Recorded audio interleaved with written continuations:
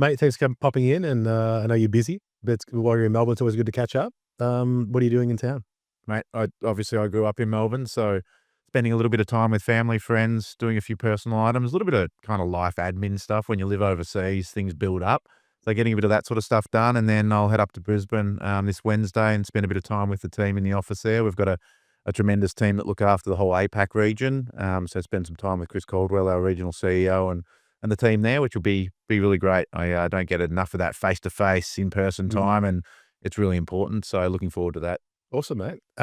Mate, this is our inaugural podcast, as you know, so might be a bit rusty, but mate, glad to have you on. I think I was talking to the guys earlier today, and ever since the infamous breakfast we had when we first met each other, when you're in your franchise sales role in Richmond, Why was it infamous though, Pete? Tell me. I may or may not have stole the last piece on the plate of your breakfast. Yeah, I mean, first time I'm meeting you for a business meeting, you're trying to get our business. We're doing business, but you were trying More to be like, business. yeah, more business, and you stole my food off the plate. And anyone that knows me knows that that's not a good thing to do. Yeah, that's very true. Very true. It's still very, very funny.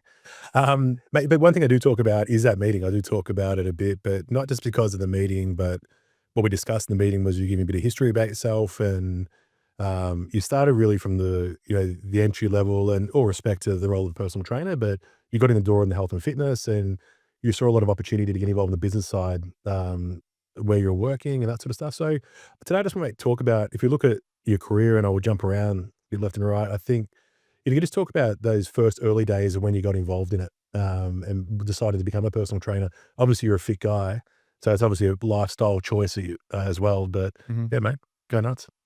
Yeah, I was always passionate about health, wellness, outdoor sort of experience and recreation. Like spending time outdoors, bushwalking, and rock climbing, and doing different things. So I was always pretty active, and then obviously played sport. And growing up here in Melbourne, it was AFL, and Yeah. played a bit of golf and other bits and pieces. And so always pretty active. I guess as I came through finishing off school, I wasn't really sure exactly what career path I wanted to go into. I always knew small business was a thing. My folks were restaurateurs, had multiple restaurants over the years, grew up and worked in them from a young age. Was fortunate that my first job was working at a very prestigious golf club here in Melbourne, and learnt a lot doing that.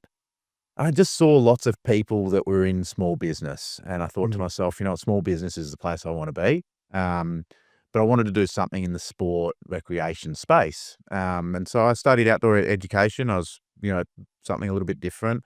Then I went into sort of sports management. When I came out of that, or whilst I was doing that, actually, I was doing some personal training, and sort of came out of that, and it was pretty quick after that. I got a job working in a gym here in Melbourne.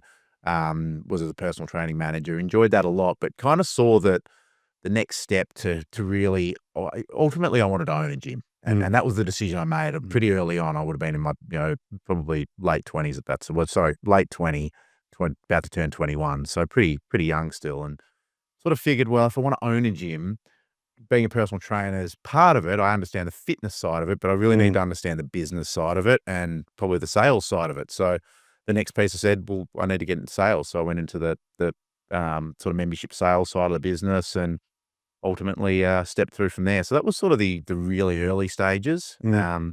Was fortunate that I got a club. I moved to London, got a club manager role with a Gold's Gym over there. Nice. Was given a great opportunity by a gentleman by the name of John Trahan, who is actually the founder of the gym group.